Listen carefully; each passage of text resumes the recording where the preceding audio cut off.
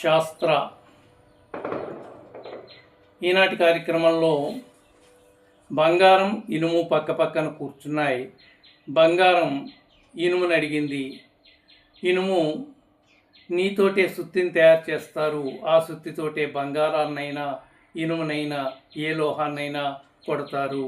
అలాంటప్పుడు నేను అంటే బంగారాన్ని నువ్వు ఎంత కొట్టినా చప్పుడు చేయను, కానీ అదే సుత్తితో ఇనుమును కొడుతూ ఉంటే అంటే నిన్ను కొడుతూ ఉంటే అంత శబ్దం చేస్తావెందుకు అని అడిగింది బంగారం.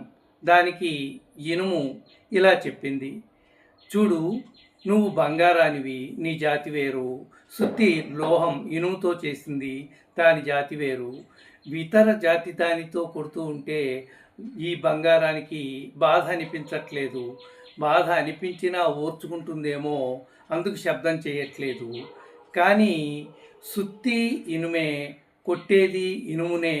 ఇనుము ఇనుముని కొడుతూ ఉంటే స్వజాతి వారే, మనుషులే, తన అనుకున్న వారే, తన వారే తన్ని కొడుతూ ఉంటే గుండె బ్రద్దలై, గుండె ముక్కలై, మనసు వికలమై అలా ఇనుము అరుస్తుంది, అంతకు తప్ప మరేం లేదు అంటుంది ఇనుము.